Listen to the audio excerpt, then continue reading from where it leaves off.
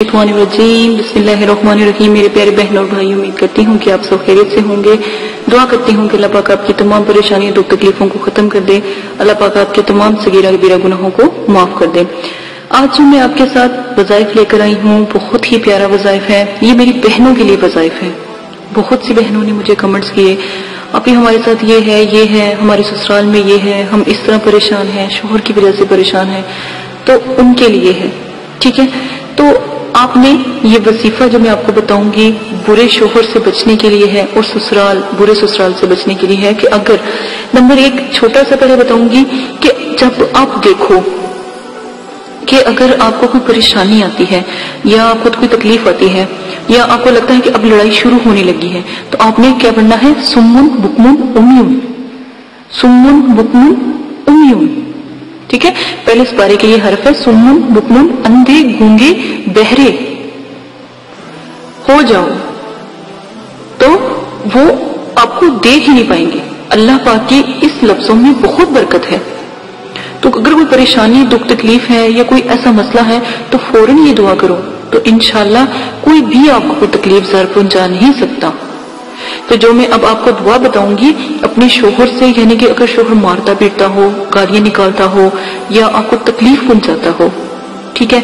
अगर कोई बीवी है, मैं दोनों तरफ से बात करती हूँ, अगर कोई बीवी है तंग करती हो, बदतमीज हो, फर्माबरदार ना हो, शोहर से मतलब कि तमीज से बात ना करती हो, तो उसके लिए शोहर पड़े। और अगर जो है बेटी है या कोई मेरी बहन है तो वो अपने शोहर के लिए पढ़े। अल्लाहुम्मा इन्नी से लेकर आपने अज़ाहा तक पढ़नी है, ठीक है। तो ये दुआ आप लाज़िम पढ़िएगा।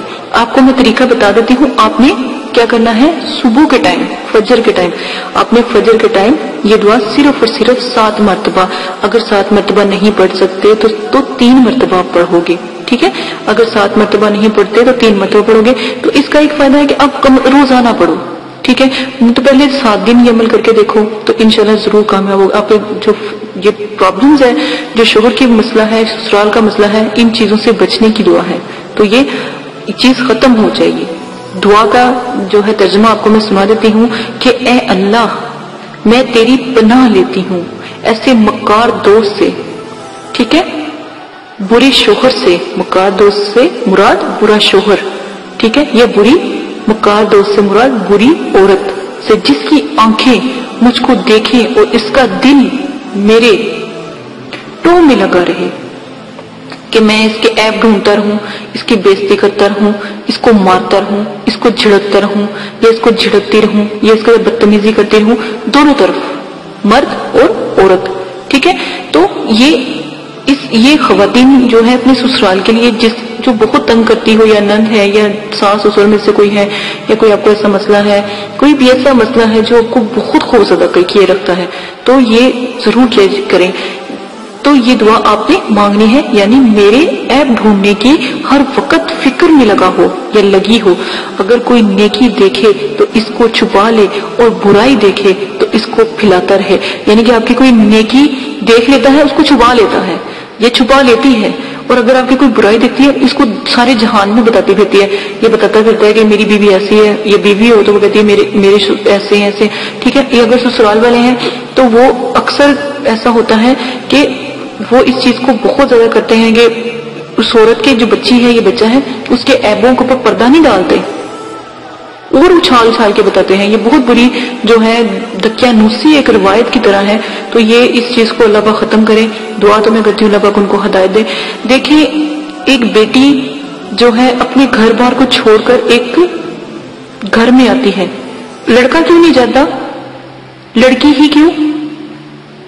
क्योंकि ये एक अल्लाह की तरफ से एक शरीयत में है, ठीक है। तो हम अगर इतनी दूर से अपनी सब कुछ छोड़ के, अगर बच्ची अपने वालिदैन को छोड़कर, मर्दों में हौसला नहीं होता अपने वालिदैन को छोड़ने का, बेटियों में हो जाता है। आप इस चीज को जरूर गाइड किया करें कि वो हमारे लिए आई इतनी दूर से, तो हम उसका ख्याल रखें। और बेटियों को भी चाहिए कि अपने मर्दों से बदतमीजी ना करें, अपने शोहरों से बदतमीजी ना करें। और हाँ, ससुराल वालों के अगर कोई ऐसा मसला होता है तो फौरन ये दुआ पढ़ें, 7 مرتبہ یا پھر 3 مرتبہ. 7 دن کے اندر اندر اثر ہوتا ہے یا پھر 3 دن کے اندر اندر اثر چلنا شروع ہو جاتا ہے اس عمل کا. تو انشاءاللہ ضرور کریں. اللہ پاک آپ کو میں کہتی ہوں بلند اور بالا کرے. میں کہتی ہوں کوئی بھی میرا بہن بھائی میں ایسے نایاب آپ کے ساتھ وظیفے پیش کروں، نسخے پیش کروں، عمل پیش کروں جو آج تک آپ کے ساتھ کبھی کسی نے نہ بتائے ہوں نہ ہی آپ کے ساتھ شیئر کیے ہوں.